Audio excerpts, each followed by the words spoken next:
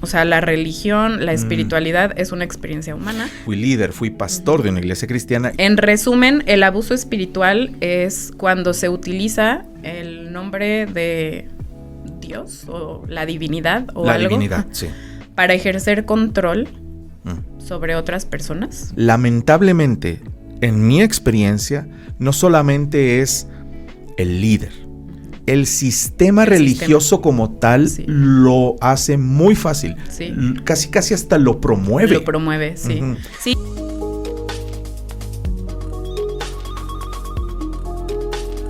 Bienvenidos a su podcast Ser Más Humanos, un espacio en el que promovemos la imperfección, el autoconocimiento y la terapia holística como el camino para encontrar la salud mental y emocional.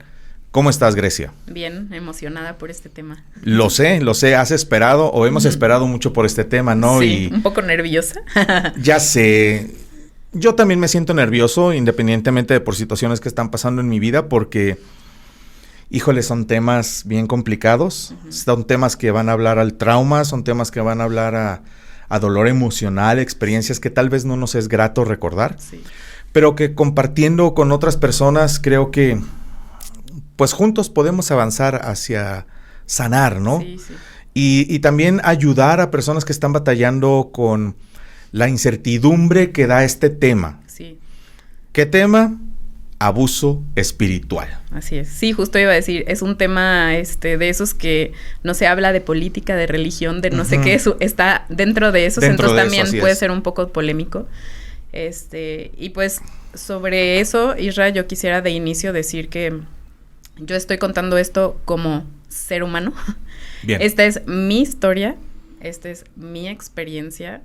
Yo la viví en cuerpo, alma y espíritu. No es algo que te contaron. No es algo que me contaron, no es algo que aprendí como psicóloga, es mi experiencia personal. Y hace un tiempo te compartí que traía como la espinita de empezar a hablar al respecto porque en mi propia vida es algo que he tenido que procesar, sanar. Creo que es un tema que a lo mejor mucha gente vive, tal vez no en la misma intensidad que yo, porque mi experiencia ya con la espiritualidad y religiosidad fue particular. De acuerdo. Pero pues me gustaría abrir el tema porque es real, porque afecta directamente nuestra vida emocional, nuestra vida relacional, nuestra vida espiritual. Entonces es un tema que también como psicóloga he visto en mis pacientes. Sí. Es algo que yo constantemente, o sea, recientemente como que se abrió un nuevo capítulo le peleé una nueva capa a la cebolla de este tema en mi propia vida. Entonces, ahí es donde dije, creo que sería bueno comenzar a hablarlo. Definitivo. No para educar tanto a las personas, sino para abrir el tema. Porque es una experiencia humana. O sea, la religión, la espiritualidad es una experiencia humana. Bien. Creo que después estuve pensando en algún momento y dije, ser más humanos creo que nace de ahí, porque yo siento que mi experiencia espiritual temprana me quitó mucho mi humanidad. Y es algo que yo he ido recuperando a lo largo de los años. Y entonces cuando, o sea, estaba pensando un día y dije, ¡ay! Creo que de ahí salió esto de querer compartir lo que es el permitirnos ser humanos y no robots perfectos. Sí, fíjate que compartimos experiencia cristiana, voy a decirlo de esa manera. La experiencia que tú me has compartido que tuviste en la religión no es igual a la mía. Yo la viví desde diferentes puntos de vista porque yo fui, vamos a decirlo así, miembro de iglesia cristiana, pero aparte fui líder, fui pastor de una iglesia cristiana y le viví de diferentes puntos de vista. No tan extrema como la tuya, honestamente, pero también desde otra perspectiva. Claro. Y sabes que esto que comentas con respecto a robotizar nuestras vidas, sí es algo muy común en el ambiente cristiano, ¿sabes? Yo ahorita estoy dando unos cursos de creación de contenido y uno de mis alumnos, que es terapeuta criminólogo, me dijo que era yo un cuadradito robótico. Wow. Me dijo así, dice, ¿por qué eres tan robot? Y la verdad, yo en ese momento hice conciencia y le dije, híjole, no me había considerado un robot, pero tienes toda la razón. Todavía estoy atrapado en la trampa del desempeño, en no mostrar ciertas emociones, en el guardar mi conducta en público, pero no desde el punto de vista de porque sé que es lo correcto, sino porque tengo miedo de la desaprobación. Sí. No sé si me explico. Sí, y eso ya está como engranado en nuestro cerebro. Así es, he pasado mucho tiempo ya en terapia tratando de recablear mi cerebro, pero es poco a poco. Sí. Y es complejo, sí es algo que se tiene que hablar. Yo te soy bien honesto y le soy bien honesto a las personas que nos están viendo en este episodio.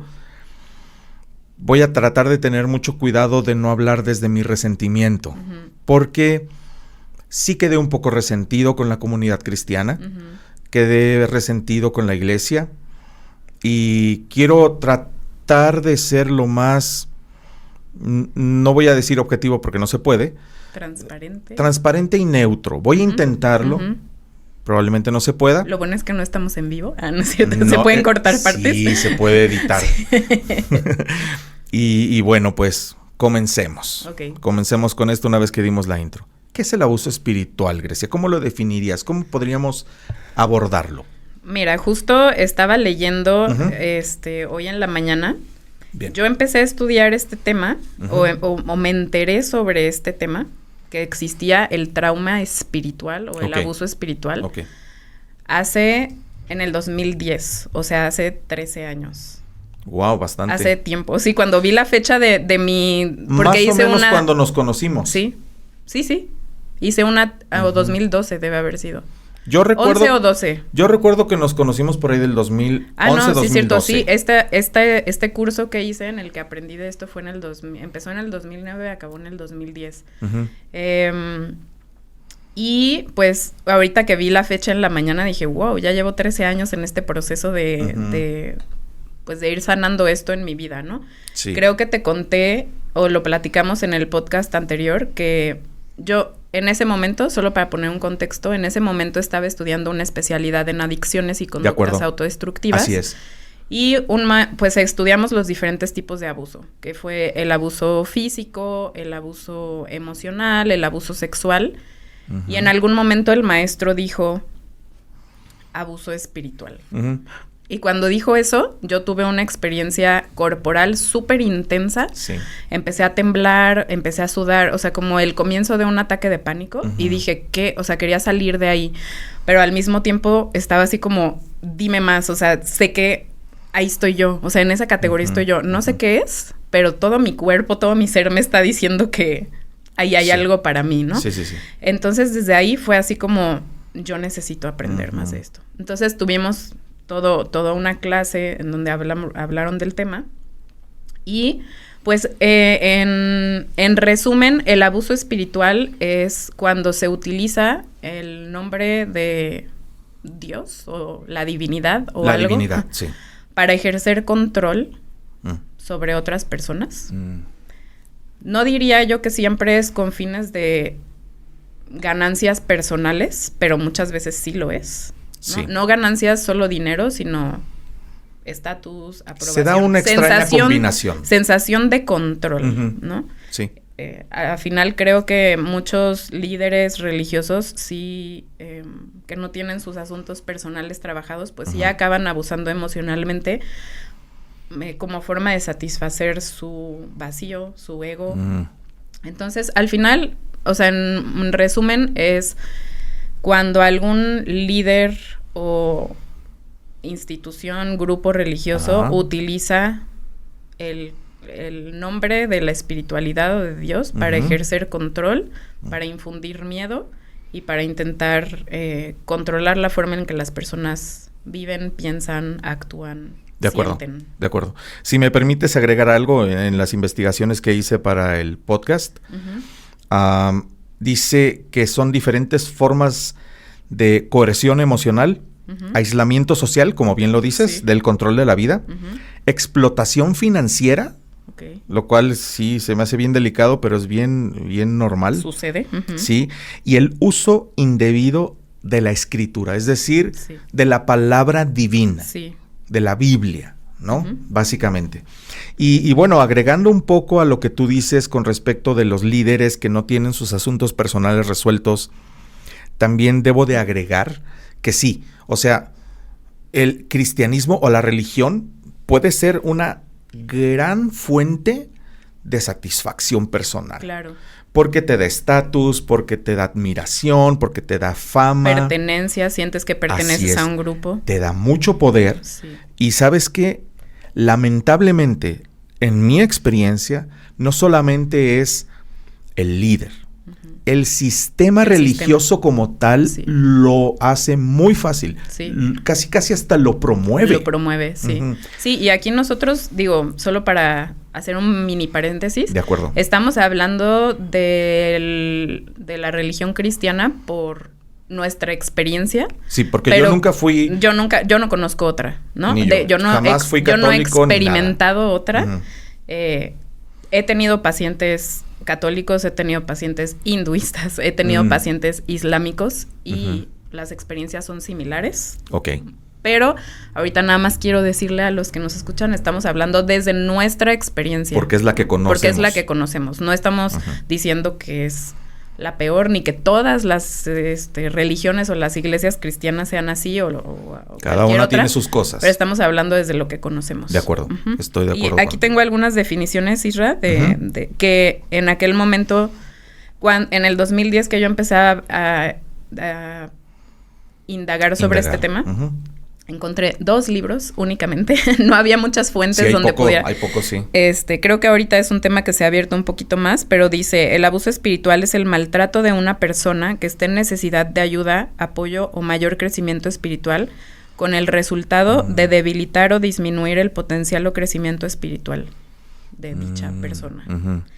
El abuso espiritual es el maltrato de una persona en nombre de Dios, de la fe, de la religión, de la iglesia, ya sea algo habitual o una situación. Sí, y es que la persona cuando llega a la iglesia o cuando, digamos, se acerca a Dios, llega muy vulnerable.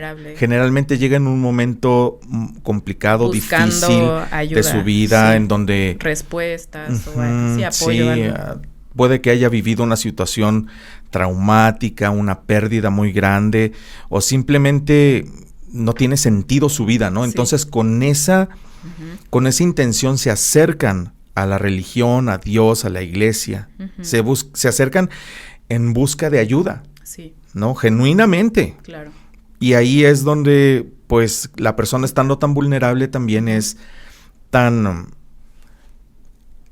más fácil abusar de personas así. Claro, sí, ¿no? Porque aceptas todo lo que venga, ¿no? Es así como, lo que te digan. Sí, claro. No siempre... Dime. Y la religión, perdón que te interrumpí, y la premisa del cristianismo es que tú para entrar debes creer. No cuestionar, no reflexionar, no descubrir. No. Aceptar todo como venga, creer. Como me lo digan. Así es. Y eso es lo que también lo hace muy peligroso, porque de entrada no puedes cuestionar. Así son las cosas, se acabó. Sí, claro. ¿No? Sí, todo lo que creías está mal. Esto es lo bueno. Sí. Sí, no te da chance de preguntar, desafiar, tener dudas, nada, porque además cualquier cosa que sea emoción, que sea experiencia no perfecta, es porque te falta fe, porque no estás creyendo, porque hiciste algo malo y estas son tus consecuencias. Entonces, sí. No hay forma de... Sí, así es, y punto, ¿no? Sí, no, y hay pasajes muy puntuales que se usan para... Fuera de contexto. Sí, fuera de contexto y además, digamos, como con una visión o con una actitud o con un pensamiento no crítico.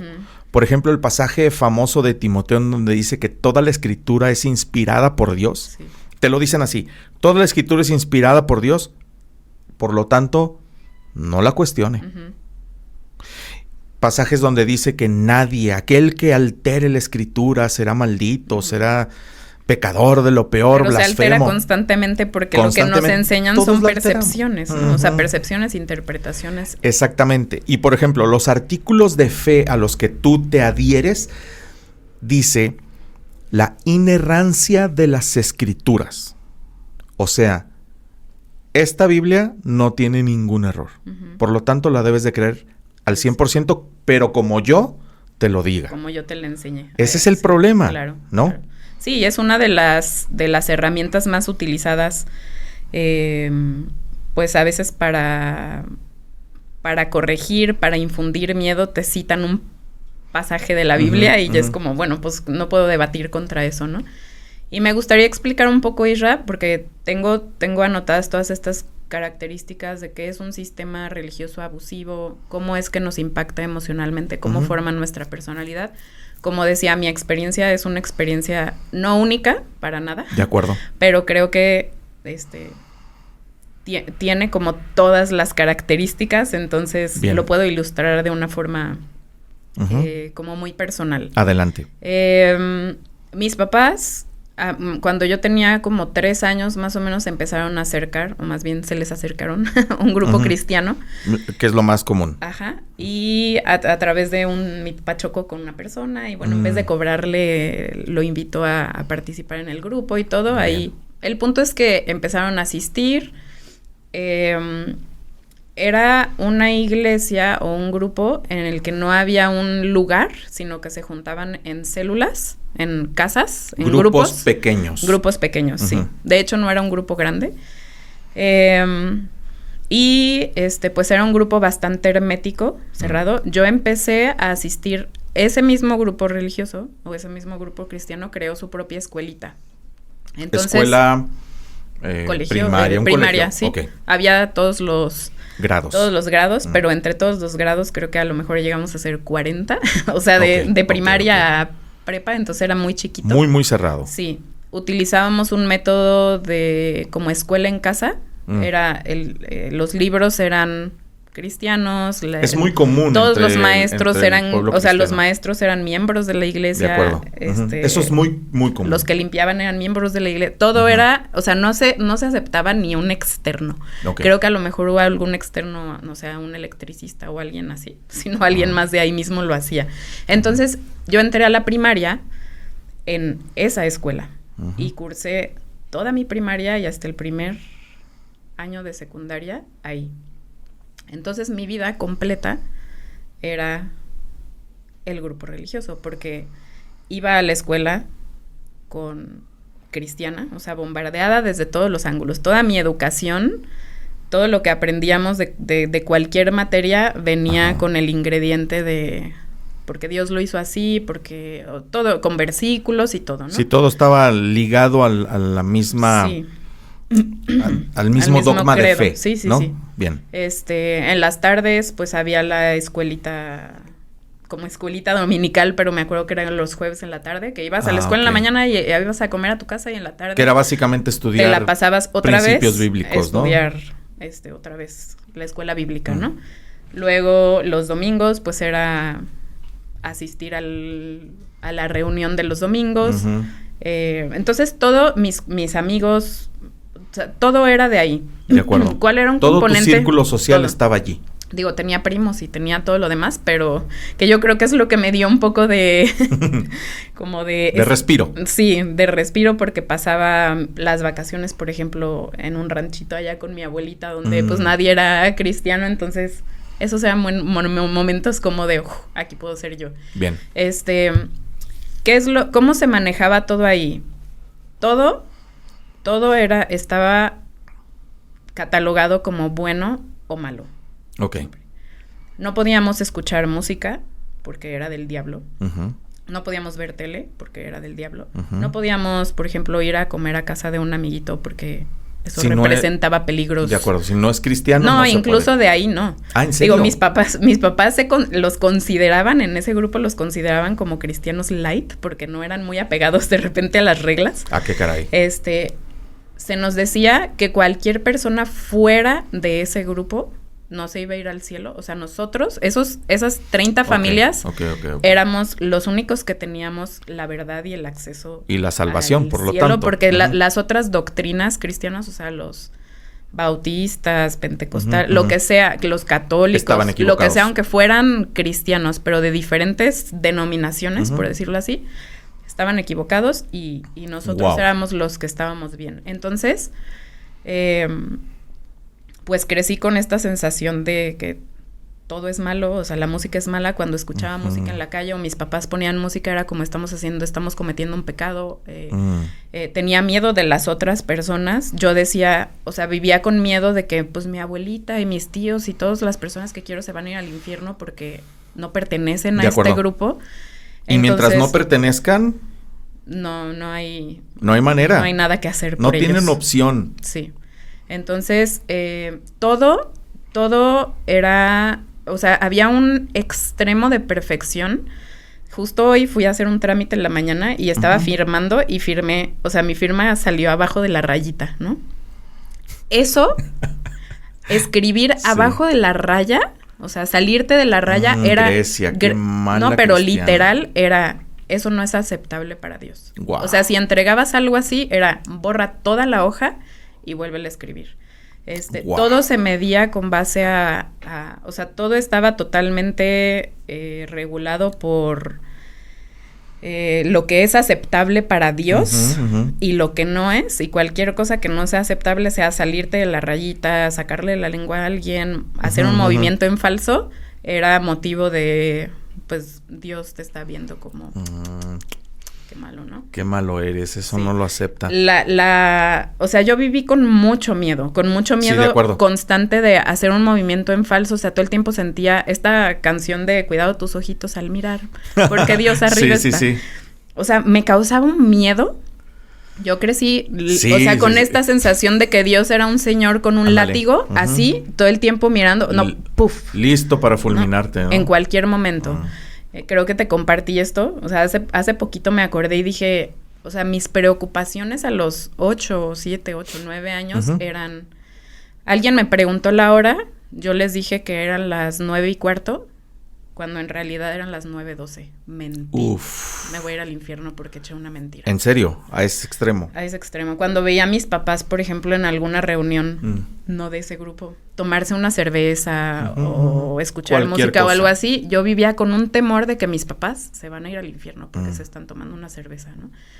Entonces, pues es que se tomó una mente, una almita de 5 años y se empezó a formar a partir de estas creencias, ¿no? Entonces, el miedo, la ansiedad, el temor de cometer errores, el perfeccionismo, el temor de confiar en las personas, la inhabilidad de mostrar realmente quién soy, porque no puedes decir me equivoqué, no puedes decir tengo miedo, no puedes decir me siento triste, porque todo es no estás confiando en Dios, o si cuestionas algo, porque es lo mejor para ti, porque es lo que Dios quiere, porque si no Dios no te va a aceptar. Si haces, teníamos un gran mensaje de que lo que hacíamos podía entristecer a Dios o podía hacerlo enojar. Su corazón, entonces, ¿no? Sí. Vas a lastimar el corazón de Dios, ¿no? Sí. Entonces era así como, yo como niña de 6 años tengo el poder de entristecer el corazón del Ser Supremo. Por una estupidez como, sacarme un 6 en un examen, ¿no? O sea, y eso ya... ¿O está triste? Constantemente yo me sentía, o sea, si lo pudiera poner como en una imagen, constantemente me sentía como que voy corriendo una carrera y aquí está la meta y... vamos a moverlo un poquito más. Ay, vas llegando y... nunca lo alcanzabas. Nunca. O sea, yo sentía como esas... pistas de atletismo, que ahí está la meta, sentía que constantemente me la iban moviendo así y nunca llegaba, y es una fatiga emocional y mental. Y ahí es donde yo me doy cuenta que no se me permitió ser humana. O sea, ¿qué hay de humanidad en eso? En tener que cuidar cada uno de tus movimientos, constantemente pensar que cómo escribes y lo que haces y lo que piensas y tu carácter es constantemente medido y puede ser motivo de una consecuencia divina gigante. O sea, era una presión impresionante. Espantosa, sí. Sí. Y al final de cuentas, ¿era una persona o un grupo de personas quienes dictaban eso? Sí. O sea, nada tenía que ver realmente con Dios. Nada. Todo era la interpretación que una persona le daba un grupo de personas le daba a la Biblia, a su conveniencia, porque simple y sencillamente un día se les ocurrió que Dios les dijo o Dios les habló. Y es que ahí está el peligro. Fíjate que hace poco escuchaba a un filósofo, bueno, no es filósofo, es un creador de contenido que le gusta mucho la filosofía, que se llama Diego Rusarín. Y él dice que irónicamente, cuando se cree en Dios, todo está permitido. ¿A qué voy? Uno pensaría que cuando crees en Dios, pues estás enfocado en lo bueno, lo correcto, lo que, como lo dice la Biblia, lo digno de admiración y de alabanza, ¿no? Pero es todo lo contrario. Porque cuando crees en Dios y querés tener una comunicación directa con Él, justificas absolutamente cualquier conducta. Y entonces llevas a cabo, no solamente puedes llevar a cabo, sí, conductas muy dignas de admiración, loables exactamente, pero también sabemos que a lo largo de la historia y en nuestra experiencia personal, lo que hemos visto justifica hacer cualquier cosa por el simple hecho de decir, es que yo creo que Dios me lo dijo. Entonces, como Dios me lo dijo, soy capaz de tratar de una manera horrible a las personas. Bueno, mucho se achaca a la iglesia histórica el hecho de toda la muerte y todo el abuso, ahora sí físico, y la violencia que se llevó a cabo en nombre de Dios, ¿no? Claro. Sí, y a veces no tiene que ser, o sea, a veces está disfrazado, y es que aquí es donde a veces es difícil saber si hay una mala intención detrás o si solamente es que el sistema fue creado así y entonces todos entramos en el sistema, porque no necesariamente te tienen que tratar mal, o sea, yo no me acuerdo que hubiera malos tratos o groseros, o todo era querían tu bien. Todo era muy diplomático, todo era muy, te hablaban bonito y todo, pero con el cuchillazo ahí de, entonces, por ejemplo, hace poquito tuve una paciente que perdió a su mamá hace 1 año, 2 años, no sé, y estaba en medio de un duelo, ¿no? Y decía, es que siento que no he vivido mi duelo. No lo dijo así, pero fue saliendo. En terapia. Eso, que había recurrido como a sus amigos cristianos en busca de apoyo, de quiero hablar de esto y todo. Y se encontraba con este tipo de comentarios como, no te preocupes, ya sabes que la vas a ver algún día. Como, ella ya está mejor. No sigas llorando. Llorar quiere decir que no tienes confianza en que ella está bien. Ok. Entonces, es amoroso, amable, pero al final te están diciendo no deberías sentirte triste porque no estás confiando. O sea, la invalidación total de tus emociones, ¿no? Entonces, ni siquiera tiene que ser así como agresivo. Puede ser, de hecho, el libro que más me ayudó se llama El sutil poder del abuso espiritual. ¿Por qué? Porque es muy sutil, es encubierto, está disfrazado de buenas intenciones. De bondad, sí. Queremos lo mejor para ti, y yo creo que muchas personas, líderes espirituales, realmente lo hacen con esa intención, pero Levanto mi mano y están digo, sí, sumergidos en el sistema. O sea, Así yo es. misma... Así es. Yo misma en algún momento... No lo ves. No, pertenecía después de que salí de esta iglesia, pertenecía a un grupo misionero internacional cristiano y me tocó ser líder de personas y realmente tienes la intención de ayudar a las personas a creer, pero ahí yo veo, y fue algo que me atormentó durante un tiempo, así de que dije, ¿cómo traté a los adolescentes? O sea, no los traté mal, pero los invalidé muchas veces, los presioné. Los condicionaste. Les condicioné mi aceptación o mi amor o les transmití este mensaje de que no eran lo suficientemente buenos, que no estaban haciendo lo suficiente. Y queriendo lo mejor, ¿no? Entonces, tampoco estoy diciendo que todos los líderes cristianos o son malévolos y están buscando fregar a las personas, ni su crecimiento personal o no sé cómo decirlo, como no están buscando crecer su ego ni nada de eso. Creo que hay intenciones buenas, pero el sistema está enfermo. De acuerdo, así es. Y mira, lo has aquí dicho hay bien. Algunas características de un sistema abusivo es el autoritarismo. ¿Qué quiere decir esto? Nosotros decimos que sí y que no, que es bueno y que no.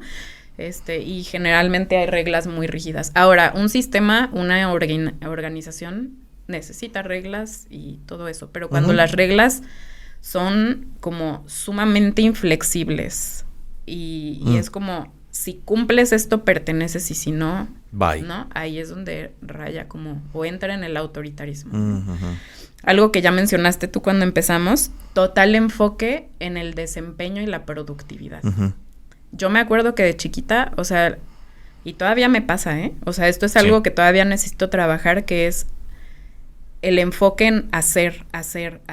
De repente, inhabilidad como de, si no termino algo, no puedo pausar para conectar con una persona. Me pasa mucho con mi esposo, por ejemplo, que de repente yo estoy tan... o sea, mi mente se programó para ejecutar, para terminar tareas, ¿no?